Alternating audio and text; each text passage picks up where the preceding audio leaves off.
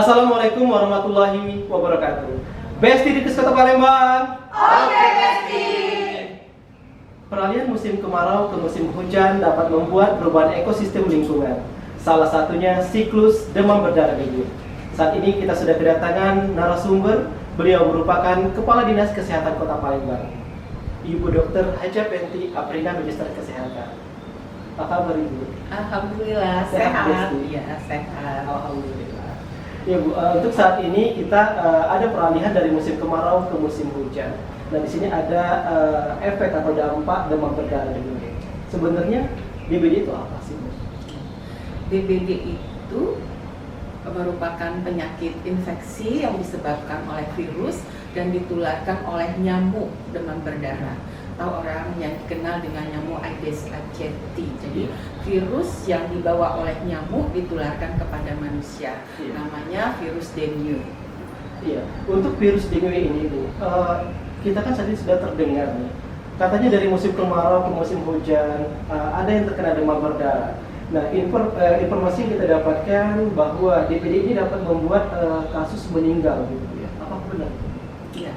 Jadi memang untuk penyakit demam berdarah ini, virus itu menyerang ke tubuh manusia, terutama adalah sistem darah ya, dan bisa menurunkan kadar trombosit di dalam darah, pembekuan darah, sehingga akan terjadi perdarahan di bagian-bagian organ tubuh. Inilah yang menyebabkan kalau terkena demam berdarah tidak segera ditangani, maka pasien bisa terjadi shock sehingga bisa menimbulkan kematian. Iya. Jadi kalau demam berdarah ini apakah terjadi pada peningkatan kasus musim hujan seperti ini?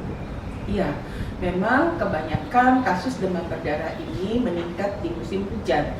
Karena pada musim kemarau nyamuk-nyamuk bertelur, telur nyamuk demam berdarah itu tahan sampai 6 bulan, tidak kena air, kena panas, dia masih bertahan, dan nanti pada saat terkena air maka nyamuk-nyamuk itu akan menetas menjadi larva atau uget-uget ya, kalau mau bahasanya itu larva.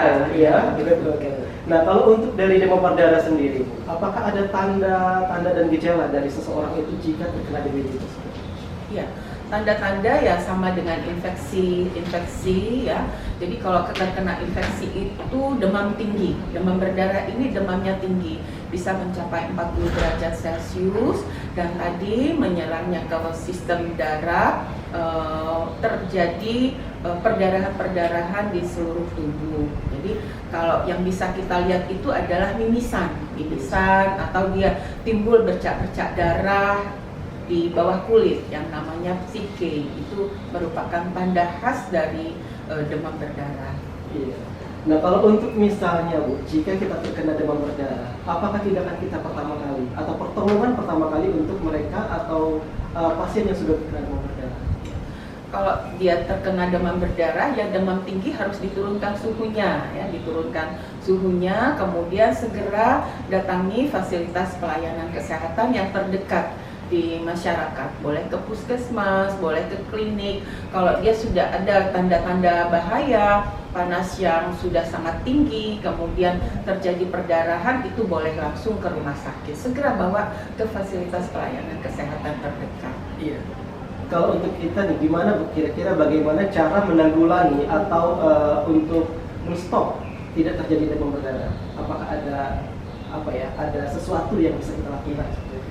Kan virus ini ditularkan oleh nyamuk. Jadi nyamuk itu punya siklus hidupnya. Dari dia nyamuk dewasa, kemudian bertelur, telur nanti menjadi larva atau uget-uget, itu sampai ke nyamuk dewasa. Siklus hidup ini antara 7-10 hari. Dari mulai telur sampai ke nyamuk dewasa. Ini yang harus kita atasi. Jadi bagaimana supaya tempat-tempat penampungan air itu tidak menjadi tempat bertelurnya nyamuk, kemudian tidak menjadi berkembang menjadi larva tadi. Nah, itu kita harus lakukan menguras tempat-tempat penampungan air. Kita kuras karena uget-uget atau larva ini nempelnya di dinding tempat penampungan. Jadi itu yang harus kita kuras, kita bersihkan. Kemudian supaya larvanya mati atau uget-ugetnya itu mati, kita taburkan bubuk abate. Nah, juga supaya jangan berkembang di tempat-tempat yang bisa menampung air atau di pot bunga atau di tempat bekas-bekas ban bekas, botol-botol aqua, itu kita singkirkan. Bahan-bahan yang bisa menampung air ini kita lakukan daur ulang, jangan dibuang sembarangan, tapi kita lakukan daur ulang supaya tidak menjadi tempat penampungan air. Itu kalau dia dari telur sampai ke larvanya. Nah, setelah dia dewasa, kita memang harus lakukan penyemprotan. Jangan nunggu di fogging dulu, mau lapor dulu ke dinas kesehatan, mau lapor ke puskesmas, harus nyemprot. Ini kan fogging itu kan pengasapan, membunuh nyamuk dewasa. Sebetulnya bisa dilakukan dengan penyemprotan rumah tangga biasa. Bisa. Nah, kalau untuk nyamuk DBD ini ada apa ya Bu ya? Bentuk atau warna khusus atau tersendiri biar kita bisa membedakan gitu Bu. Ciri khas untuk nyamuk Aedes aegypti ini adalah dia belang-belang. Iya, belang. Ada putih-putih ya. Kalau nyamuk biasa kan hitam biasanya kan. Kalau ini ada ininya seperti belang ya, zebra ya. Ukurannya sama biasanya. Ukurannya sama ya. Cuman bedanya warnanya sama. Iya. Warnanya yang beda tadi. Warnanya yang beda. Nah, terus kalau untuk nyamuk dengue ini Bu, apakah memang khusus mereka berkembang biak atau tempat hidupnya si nyamuk ini di air yang bersih, tidak mau yang kotor atau gimana sih Bu? Karena prosesnya ini kan sebentar Bu ya. Iya. Jadi memang nyamuk Aedes aegypti ini adalah nyamuk yang elit ya, nyamuk yang elit. Karena dia nggak mau di air-air combaran tuh nggak mau dia. Jadi dia di air yang bersih memang hidup dan harus ada tempatnya, medianya. Karena telurnya itu menetas menjadi larva, larvanya itu menempel di dinding. Jadi dia harus ada media, bukan pada air-air comberan, bukan. Kita berbincang tentang masalah DBD ini. Jika si pasien sudah pernah atau kira-kira didiagnosa lah demam berdarah, apakah bisa terulang kembali ataukah bisa sekali seumur hidup gitu? Gimana? Pasti bisa terulang lagi. Karena demam berdarah kan bukan penyakit yang bisa dicegah dengan vaksinasi ya. Dia tidak menimbulkan kekebalan di dalam tubuh. Jadi bisa terulang lagi. Bisa sembuh total gitu Bu? Bisa sembuh total. Iya. Jadi kalau misalnya tetangga bisa berdampak meninggal. Iya, kalau tidak diatasi segera diatasi, ini bisa menimbulkan kematian karena perdarahan tadi. Apakah ada apa ya Bu ya? Makanan atau dalam bentuk apa kira-kira jika mereka terkena demam berdarah? Apakah ada untuk support dalam bentuk mereka harus banyak makan atau konsumsi apa gitu jika terkena demam berdarah? Karena ini kan yang menyebabkannya itu kematian itu adalah shock itu disebabkan karena perdarahan, dan perdarahan itu terjadi karena menurunnya kadar trombosit di dalam darah. Trombosit itu adalah zat pembeku darah. Jadi yang mesti kita banyak makan itu adalah makanan-makanan yang bisa menghentikan perdarahan atau yang bisa meningkatkan trombosit, yang bisa meningkatkan juga kadar hemoglobin di dalam darah. Jadi makan makanan itu biasanya jambu biji ya, jambu merah itu langsung itu ya. Boleh dibuat jus, minum jus, kemudian banyak minum, kan panas tinggi tadi, harus banyak minum supaya tidak terjadi dehidrasi. Kematian itu salah satu penyebabnya adalah karena shock hipovolemik. Jadi harus banyak minum untuk menurunkan panas dan mengurangi shocknya. Tapi yang paling penting itu cepat datang ke fasilitas pelayanan kesehatan, jangan terlambat. Pernah dengar nih Bu, kalau untuk nyamuk dengue sendiri, jenis kelamin nyamuk itu katanya kalau nyamuk laki-laki yang bisa membahayakan, atau nyamuk perempuan apa, hanya sekedar cerita aja Bu, gitu. Nyamuk untuk ini memang ya di dalam penelitian dalam penelitian itu yang menularkan itu adalah nyamuk betina, nyamuk betina. Tapi kan kita nggak tahu mana yang jenis laki-laki, mana jenis jantan, mana jenis betina itu nggak tahu. Tapi ya kita harus membunuh nyamuk-nyamuk dewasa itu, Iya. ya, menjaga supaya tidak berkembang nyamuk ini. Kan tadi siklus hidupnya kan 7 sampai 10 hari nyamuk ini, ya. Jadi harus dibunuh itu dari mulai nyamuk dewasanya sampai ke telur dan larvanya. Jadi harus dihilangkan gitu. Nah, prosesnya ini nyamuk misalnya, nyamuk betina tadi menggigit salah satu ya seseorang lah gitu, Bu. Apakah nyamuk ini bisa menggigit 1, 2 orang, 3 orang, ataukah nyamuk ini menggigit orang yang sudah terkena DBD, setelah digigit baru dipindah ke tempat lain? Atau seperti apa? Ya, pasti kan prosesnya? ada. Kalau penyakit itu kan ditularkan, ya. Jadi nyamuk ini adalah sebagai hewan penularnya, vektor. Jadi dia menggigit orang yang sakit, ditularkan kepada orang yang sehat. Biasanya, Bu, nyamuk ini biasanya menggigit pada saat kondisi pagi, siang, sore, malam, ataukah sepanjang hari mereka bisa menggigit? Ya, kalau di Prosesnya. biasanya Iya. nyamuk itu menggigit, ya. Nyamuk Iya. ini punya kebiasaan, Iya. dia punya kebiasaan menggigitnya di pagi hari dan sore hari menjelang maghrib, itu kebiasaannya menggigit seperti itu.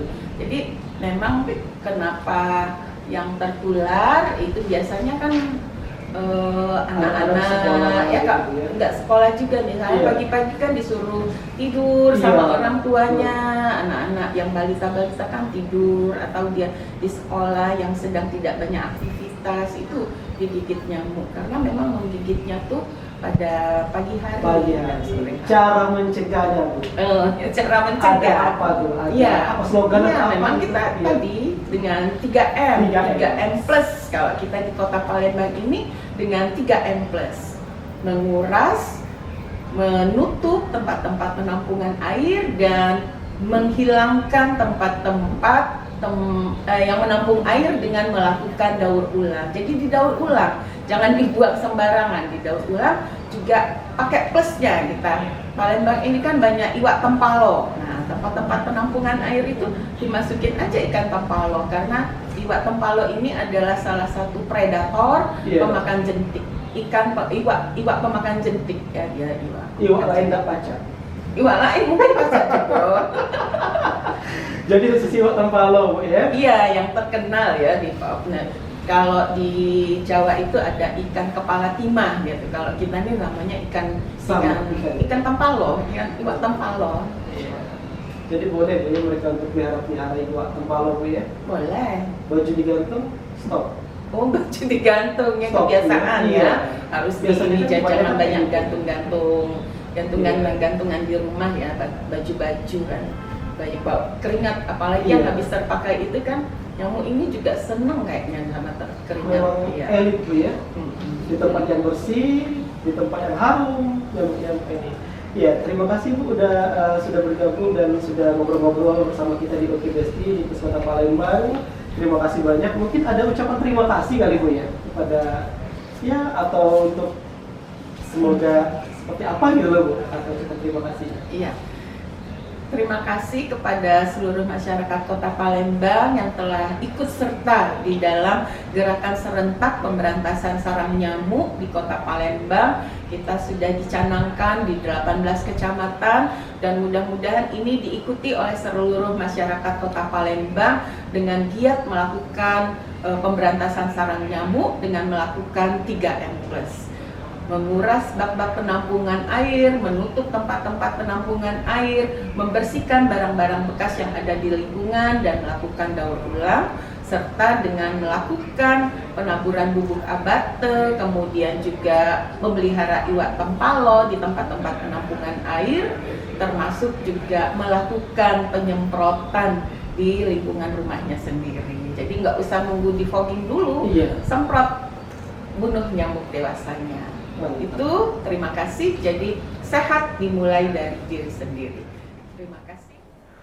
Terima kasih untuk Ibu Dr. Hajapenti Aprina, Iya, Magister sama-sama. Kesehatan, Terima selaku kasih. Kepala Dinas Kesehatan Kota Palembang. Untuk masyarakat Kota Palembang dan sekitarnya, mari kita sama-sama menjaga kesehatan dan berperilaku sehat, serta melakukan gerakan masyarakat hidup sehat, guna terhindar dari penyakit yang ada di wilayah atau di sekitar kita.